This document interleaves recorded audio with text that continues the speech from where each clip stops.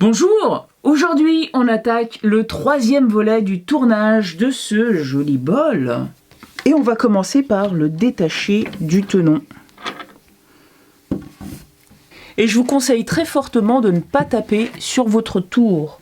Donc là, je me mets sur leur bord pour éviter d'abîmer mon bol.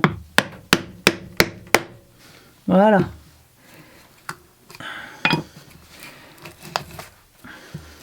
Et j'utilise ce ciseau dédié en fait à ça parce que ça reste du plastique et je tape dessus. Le bord n'est plus super droit, donc ça lui fait pas du bien le plastique, hein. Les ciseaux à bois sont faits pour taper sur du bois. À nouveau, mes 4 gouges sont parfaitement affûtées et prêtes à travailler. Quand on débute, on a toujours du mal à savoir s'il est temps d'aller affûter sa gouge. En fait, dites-vous que si vous vous posez la question, c'est parce qu'il est temps de le faire. Largement temps de le faire. Vous verrez qu'avec le temps, vous les affûterez beaucoup plus régulièrement. En gros, dites-vous qu'il faut au moins 2 affûtages, quelle que soit la nature du bois. Il faut enlever la matière, d'abord, puis faire une passe de finition. Mais si, comme là, c'est du bois dur, ou si c'est un grand bol, il va falloir certainement réaffûter pendant que vous êtes en train d'enlever de la matière. Même si vous n'êtes pas en train de faire une passe finale, il vaut mieux avoir un outil bien affûté parce que vous allez pouvoir le maîtriser bien plus facilement, sinon il vous échappe. Et il y a aussi des vibrations. J'entends par là que l'outil va être nettement moins stable quand je creuse.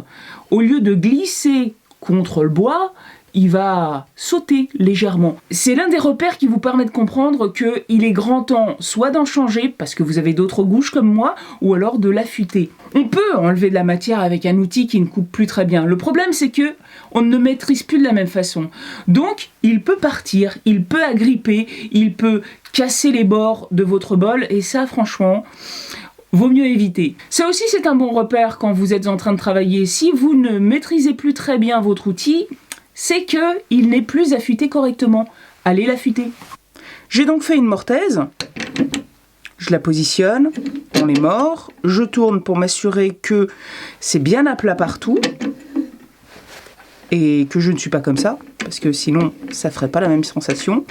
Et là, au lieu de serrer, j'écarte les morts. Je serre un peu, mais pas trop. Et pour m'assurer que c'est bien positionné, je fais tourner légèrement. Et là, c'est assez trompeur parce que le bord n'est pas lisse. On pourrait croire que ça gigote. Mais si on regarde bien la surface, elle ne gigote pas. Donc, il est bien positionné. Je peux serrer davantage. Là. Et de l'autre côté. Je vous conseille très vivement de mettre la contrepointe pour commencer le tournage, surtout si c'est du bois très dur. Ça vous permettra d'être bien stable et au début vous allez faire beaucoup de force parce que pour enlever toute cette matière là, il faut appuyer et vous pouvez lâcher prise derrière. Si il vous reste un petit repère du centre, ça va même vous aider encore plus facilement à le centrer, puisque avant de serrer, vous mettez la contrepointe, vous l'installez, et ensuite vous serrez ici derrière. Là, vous êtes sûr de retrouver précisément le bon positionnement. Comme toujours, je serre un peu pour marquer si ça n'était pas le cas, et ensuite je desserre un peu pour éviter que ça ne soit déformé comme ça en exagérant un peu. Donc voilà, je serre. Ici, mon but, ça va être d'être au plus près, mais sans que ça gêne. Et pour rappel, jusque là, je vais devoir enlever la matière. Parce que ici, il y a un gros défaut, mais c'est pas trop celui-là qui me gêne, mais plutôt celui-ci, ça ne tiendra jamais. Donc quand je disais là, je pense que c'est même un petit peu plus bas. Ça va être là. Malheureusement, je ne vais pas pouvoir garder l'appareil photo comme ça parce qu'il est juste devant. Et si l'appareil est là, je ne peux pas tourner. Donc je vous montre. Dans un premier temps, je vais venir faire ça. Et juste ce geste-là. Pour faire ce travail, je vais utiliser l'une de mes plus grosses gouges parce qu'elles sont plus larges, elles enlèvent donc plus de matière. Et pour le creusage d'un bol de ce diamètre-là, je vous conseille pas forcément d'avoir une grosse gouge comme celle-ci, mais en avoir une un peu plus petite, moins large. Si vous voulez faire des petites coupes sur des arrondis à l'intérieur de votre bol, un peu plus maîtrisé, un peu plus serré, celle-là, l'angle par lequel vous allez attaquer va pas être très pratique.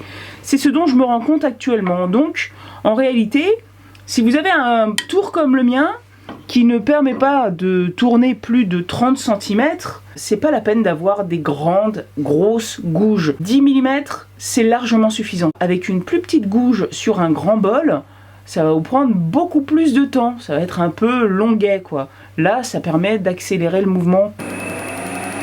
J'attends que ça tourne au maximum. Là, je suis à 1000 tours minute.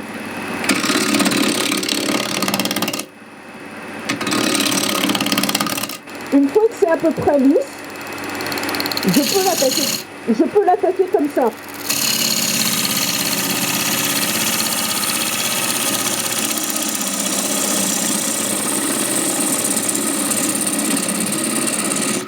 L'intérêt, c'est que ça va enlever plus de matière en une seule passe. Si ça n'était pas lisse, eh ben, je peux accrocher et l'accident peut arriver.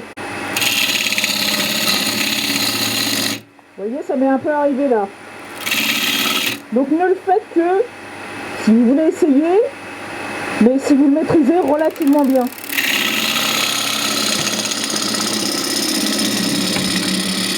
Je suis obligée de changer l'angle de la caméra parce que pour creuser l'intérieur du bol, je vais devoir me mettre de cette façon-là. Vraiment piquer dans le bol. Pour l'instant, j'ai pas encore fini le bord.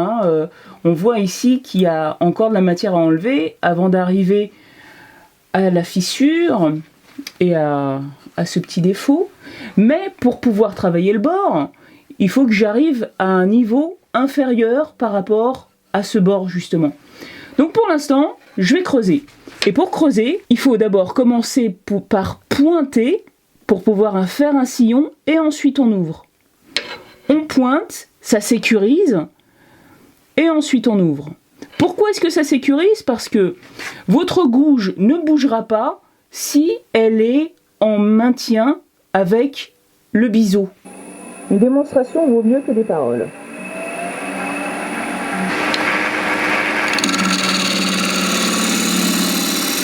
Voilà. Je pointe et j'ouvre. Je pointe et j'ouvre.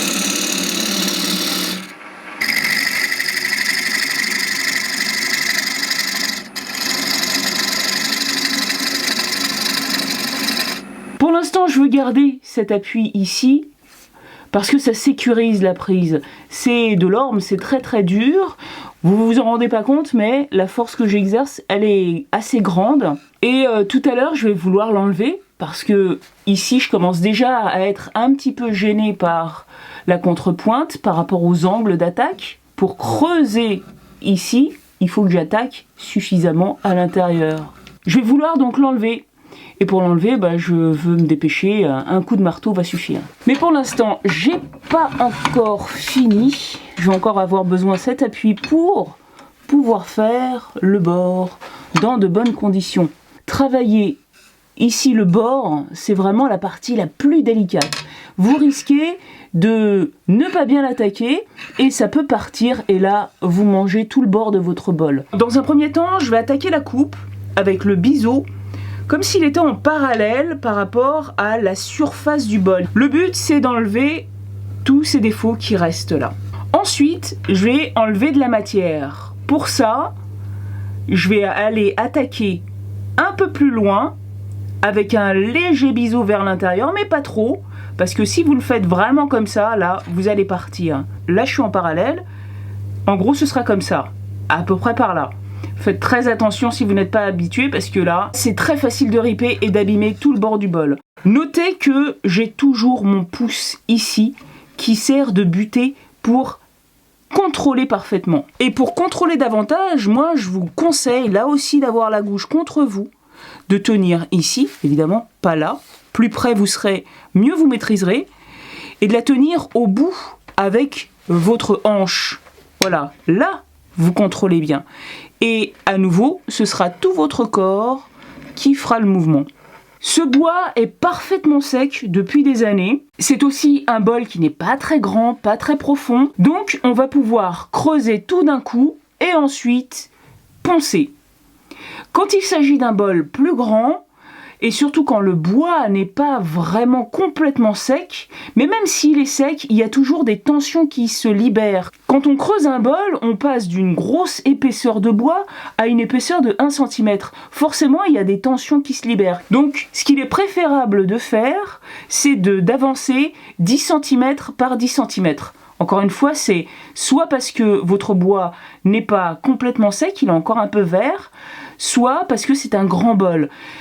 Quand les tensions sont libérées, votre bol va se déformer, il sera plus parfaitement rond. Si vous voulez poncer dessus, ça va être un peu plus compliqué. Il faudra à ce moment-là aller localement, parce que sinon il y a des traits que vous n'enlèverez jamais. Et si vous voulez faire votre passe de finition tout à la fin, là ça va plus du tout marcher parce que voilà, votre bol sera ovale, il va enlever, votre gouge va enlever par endroits et pas à d'autres.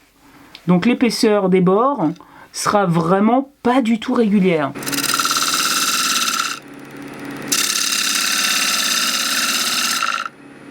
Voilà, je vérifie. Ah, il en reste un petit peu encore. Et là aussi.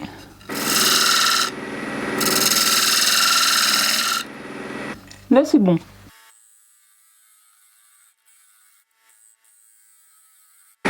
Je change de gouge.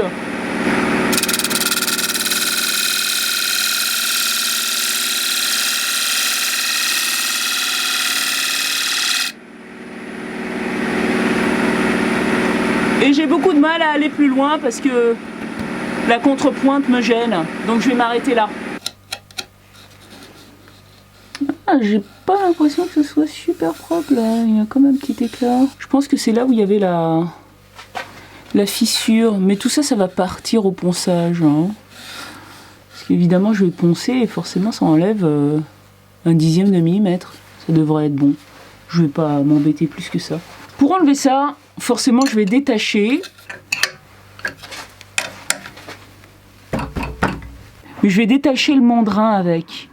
Parce que retrouver précisément la même position pour qu'il n'y ait pas de vibration, c'est très compliqué. Donc, un petit maillet et voilà. Là, je vais complètement enlever la contrepointe. Parce qu'elle va me gêner si elle reste là. Et comme ça, je vais pouvoir me mettre à mon aise devant. Maintenant, il va falloir faire beaucoup plus attention que tout à l'heure puisqu'il n'y a plus la contrepointe. Donc, appuyer comme une tordue, comme tout à l'heure, je vais éviter de le faire. Je suis vraiment désolée, j'ai repositionné la caméra mais j'ai oublié d'appuyer sur play. Donc, j'ai enlevé tout le centre et de la matière ici. Pas plus de 1 à 2 mm. Mais ça va quand même assez vite. Hein. Là, je commence à lui donner sa vraie forme intérieure. Et avec mes doigts, je me rends compte si je suis à peu près parallèle ou pas. Là, je sens qu'ici, bien évidemment, il y a beaucoup plus de matière que là. Mais en gros, ça suit, hein, ça suit bien. Là, vous voyez, en fait, c'est assez complexe. Hein, ça fait une forme de tulipe. C'est arrondi. Comment sait-on que on n'est pas en train de creuser un peu trop vers l'extérieur et se retrouver avec un bord beaucoup trop fin ici par rapport à là? Et ben, en creusant, c'est comme ça que je fais. Je garde un œil sur l'extérieur tout en creusant à l'intérieur et en regardant ce que fait ma gouge. Voilà. Ensuite, eh bien, je m'arrête et je passe mes mains quand le tour est arrêté, bien évidemment. Sinon, méfiez-vous aussi ici. Hein. Là, vous venez de couper, l'arête est très tranchante. Et là, en revanche, pour voir l'épaisseur du fond du bol, vous ne pouvez pas mettre vos doigts. D'autant qu'il y a une mortaise. Pour ça, il y a cet outil. Alors, ne le confondez pas avec celui-là. Celui-là, vous ne pouvez pas l'écarter comme ça. En utilisant ce compas-là, vous voulez en fait voir tous les endroits qui sont plus épais que cette dimension. Celui-ci vous permet vraiment de mesurer l'épaisseur du bois. Et si vous ne pouvez pas l'écarter, vous ne pouvez rien faire. Là, c'est pas si simple que ça de faire passer ce petit crochet ici. Alors, Il faut l'attaquer, voilà, comme ça. Si vos bords ne sont pas suffisamment écartés, vous ne pouvez pas le passer. Lorsque vous desserrez ici, ça se rapproche. En resserrant, ça s'écarte. Faites en sorte que ça touche bien de part et d'autre. Vous l'enlevez et là, vous pouvez voir ce que vous avez comme épaisseur. Parce que là aussi, c'est un piège dans lequel il vaut mieux ne pas tomber, sinon vous allez vous retrouver avec un trou au fond de votre bol ou alors un fond vraiment très très fin. Si vous avez une mortaise, bien sûr, avec le tenon, c'est un autre problème. Je vous conseillerais plutôt de laisser de l'épaisseur dans le fond du bol, parce que de toute façon, ça aide à la stabilité. En fait, ce qui donnera l'impression d'un bol fin ou épais, c'est l'épaisseur du bord. Si vous faites quelque chose de fin et de progressif, on aura l'impression que il sera fin votre bol, même si au fond il est épais. Là, il me reste tout ça, ça fait en gros 2 cm. Hein. Là non plus, c'est pas simple de suivre sa progression quand on creuse. Le mieux, c'est éventuellement de laisser un petit repère au milieu. Vous creusez, vous enlevez, et vous voyez quand vous arrivez à 1 cm, eh ben, évitez d'aller beaucoup plus loin. Si vous débutez et que vous approchez le demi-centimètre, moi je vous conseille vraiment de vous arrêter là. N'allez pas plus loin, n'essayez pas de creuser des bols à moins d'un demi-centimètre d'épaisseur.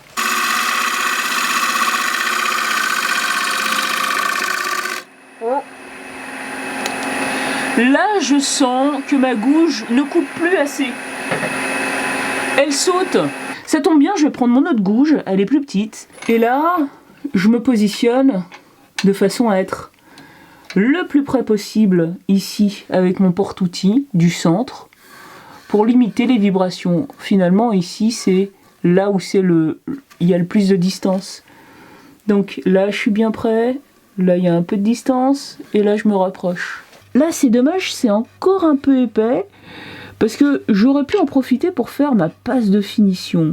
Mais je vais encore devoir enlever de la matière. Une passe de finition doit vraiment se faire avec une gouge fraîchement affûtée et elle doit être très fine. Ici, je dois avoir à peu près 1 cm, puis là davantage. Donc non, je vais enlever quand même un peu, pour que ce soit plus élégant.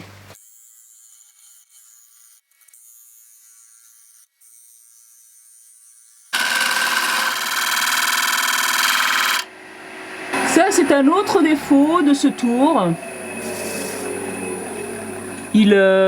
Il se dessert, donc là on entendait un bruit bizarre parce que ça frottait le bord de mon bol. Super. Bon, c'est pas mal du tout. Éventuellement, je pourrais en enlever là, mais j'aime bien la petite courbe qui accentue l'effet tulipe de l'extérieur. Donc là, j'en enlève un petit peu et ensuite c'est bon. J'irai tout droit.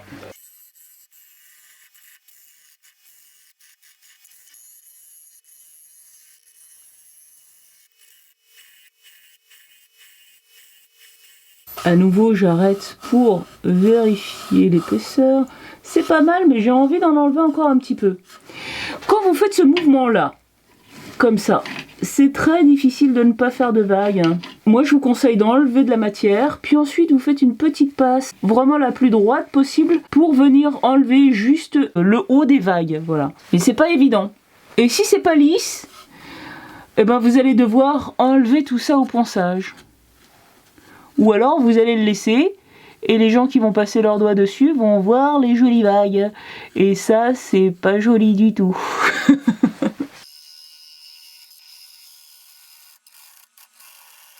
Vous voyez, c'est beaucoup plus facile d'avoir quelque chose de bien arrondi, bien droit, quand on vient de là vers là. Ça n'est pas une gouge à bol. Non. Vous voyez leur forme ? Elle n'est pas du tout pareille. Hein. Celle-ci, elle est beaucoup plus ovale, elle est moins creuse dans la flûte. Et celle-là, elle est beaucoup plus creuse dans la flûte. Ça, c'est une gouge à bol. Celle-ci, elle est pour faire des détails. Elle est faite pour faire des détails et pas du tout dans les bols. Hein. C'est quand on quand on travaille entre pointes et c'est sur des barreaux. Comme elle est moins épaisse, elle est potentiellement plus fragile. Mais franchement, si vous arrivez à casser cette épaisseur-là, c'est que vous y prenez vraiment comme un bourrin. Et là, il va s'agir de faire une passe de finition.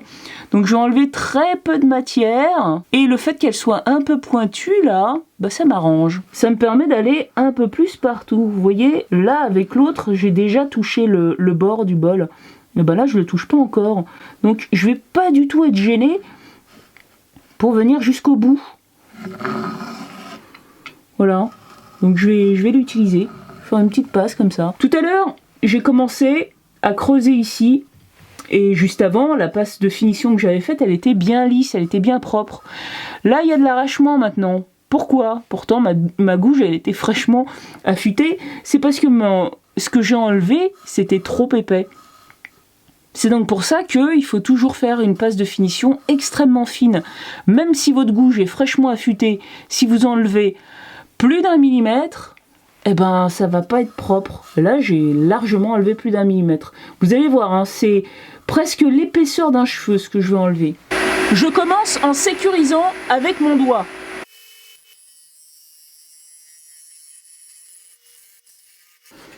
Bon, voilà. Là, j'ai une petite pointe. Et là, j'ai des petites vagues. Je vais les laisser, comme ça va me permettre de vous montrer comment enlever efficacement pas mal d'épaisseur quand vous poncez. Ça va être moins d'1 millimètre, hein, ce que je vais enlever.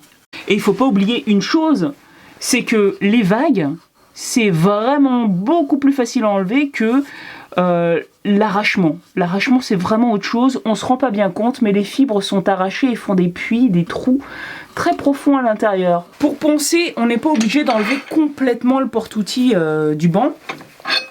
On enlève ça. Et si on veut vraiment pas être gêné, on peut même le mettre là. Dans un premier temps, je vais enlever ces vagues là. Et pour ça, je vais utiliser un grain assez épais, le plus épais que j'ai. Et le 60, je l'ai en bande. Le doigt va permettre aussi de toucher et de voir si les vagues sont encore là ou si elles ont disparu. Donc dans un premier temps, c'est vraiment très intéressant de travailler avec ça. Parce que vous allez pouvoir effacer tous les défauts. Ensuite, je mets de l'alcool et puis après, je vais passer du 80 avec ce tampon-là. Ce tampon, il va permettre d'enlever toutes les marques que j'aurais fait avec cet abrasif. Je vais faire en fait des lignes ici. Et celui-là, il va tourner sur un autre axe de rotation, donc je vais pouvoir toutes les effacer. Comme ça, je suis sûre que toutes les traces qui sont faites avec ce gros grain auront disparu. Si vous ne les enlevez pas, vous allez les voir. Elles seront comme des griffures et vous aurez beau passer du temps avec un grain plus fin, vous aurez énormément de difficultés à les faire disparaître. Chaque grain doit enlever les marques du grain précédent. En alternant donc les bandes abrasifs et le rotatif, vous vous assurez de faire tout disparaître. Quand on est au centre, on peut toujours tourner un peu plus vite, parce qu'il va tourner forcément moins vite que les bords extérieurs de votre bol. Mais en règle générale, j'évite de mettre mon tour à au-dessus de 400, parce que sinon je me brûle les doigts. Ils sont juste derrière l'abrasif, et ça chauffe. Je vise les points les plus hauts, en ne restant pas sur la même position, parce que sinon je creuse des gros sillons. Et à la fin, quand j'aurai fait sauter tous ces points plus hauts, eh ben, je ferai une passe qui vient tout lisser.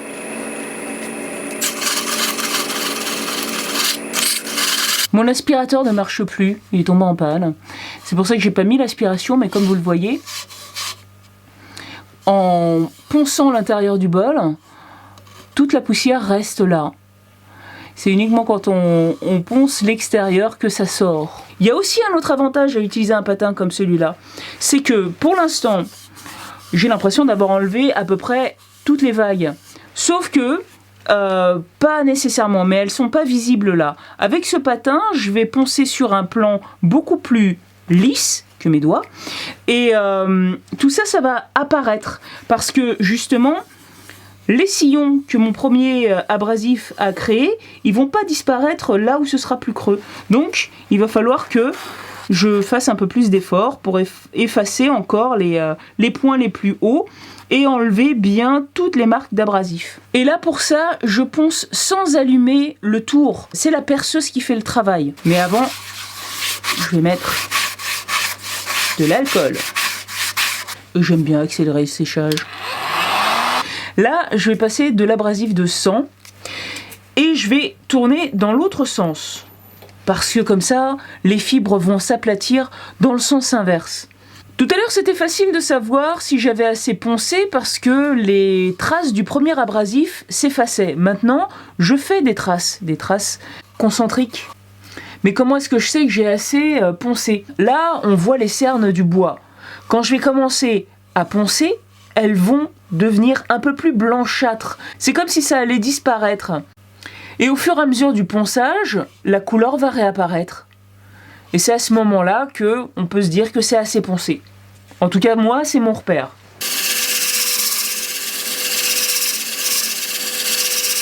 Et au fur et à mesure qu'on met de l'alcool, on n'a pas nécessairement besoin de retremper le chiffon dans l'alcool.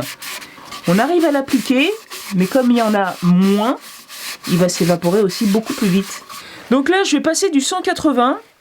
J'ai une pastille qui a déjà servi et je trouve que elle est pas très rugueuse au toucher. J'ai dû m'en servir 2 fois. Je vais en prendre une autre.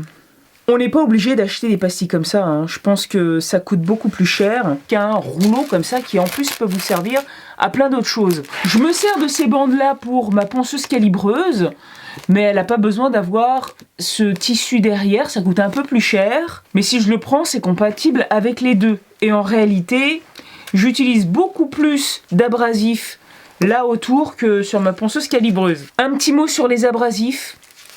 Ça, c'est du Wolfcraft. Ça coûte forcément moins cher que le Mirka. La question, c'est de savoir, est-ce que vraiment on a besoin de dépenser le prix du Mirka pour poncer correctement ou plus longtemps? Autour, on a envie et besoin de changer assez régulièrement les abrasifs, même si en fait ils poncent encore un peu, mais pour vous faire gagner du temps, évitez de garder trop longtemps un abrasif. Changez-le, vous irez vraiment plus vite. Le gain de temps, il est considérable. Donc le Mirka, son intérêt, c'est que la poussière passe au travers. Donc pour certaines choses, c'est intéressant. Quand le papier va s'encrasser, là, c'est pas le cas. Moi, je vous dirais, voilà, économisez votre argent. Le Mirka, c'est indispensable pour poncer du plâtre, par exemple. En revanche, là, il va durer un tout petit peu plus longtemps. Pas 2 fois plus longtemps. La grosse différence, c'est qu'il adhère vraiment mieux. La capacité d'adhérence, elle est irréprochable. Ici, souvent, le tissu s'en va avant que j'ai envie de changer d'abrasif. Je le garderai bien un petit peu plus longtemps, mais voilà, je peux plus m'en servir sur la perceuse en tout cas. Le Wolfcraft, c'est aussi pareil. C'est pas le tissu qui se décolle, c'est que vraiment, c'est comme s'il se plaquait et qu'il n'adhérait plus. Il y a une chose aussi qu'il faut savoir, c'est que quand vous utilisez le tampon, l'abrasif va aussi être moins efficace beaucoup plus rapidement. Avec le tampon, comme il est mou, la force va être beaucoup moins agressive qu'avec vos doigts. Donc, éventuellement, pour aller dans un petit recoin si vous deviez le faire, un abrasif qui a déjà un peu vécu avec le tampon, vous pouvez vous en servir encore un peu avec vos mains. Le 240, je vais aussi le passer avec un tampon, parce que voilà, j'en ai un dispo.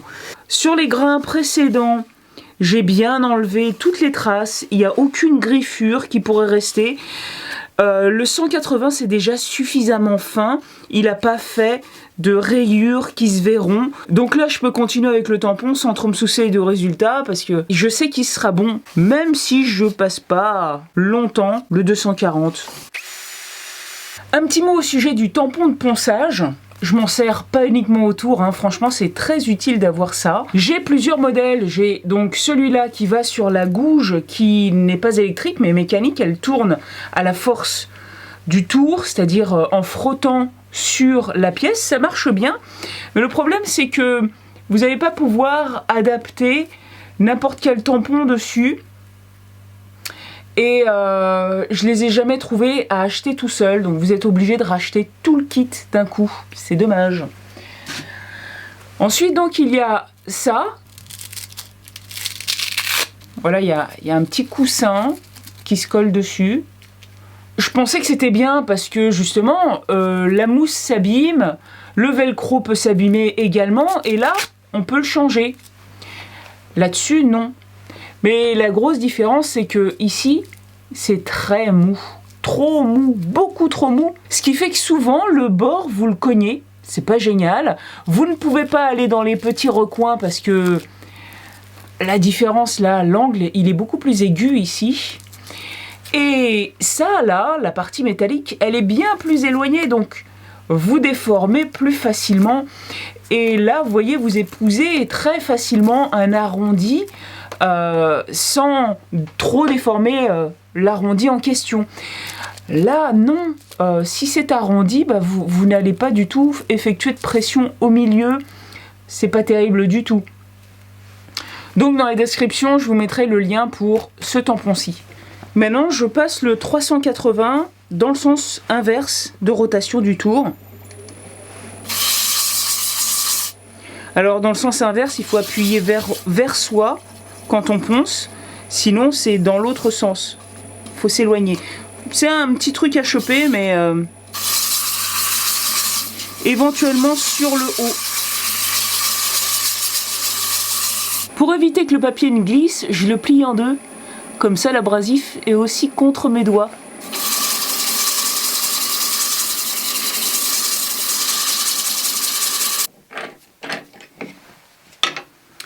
Je vais m'arrêter là parce que depuis quelques mois, je n'utilise plus du tout le plateau de reprise.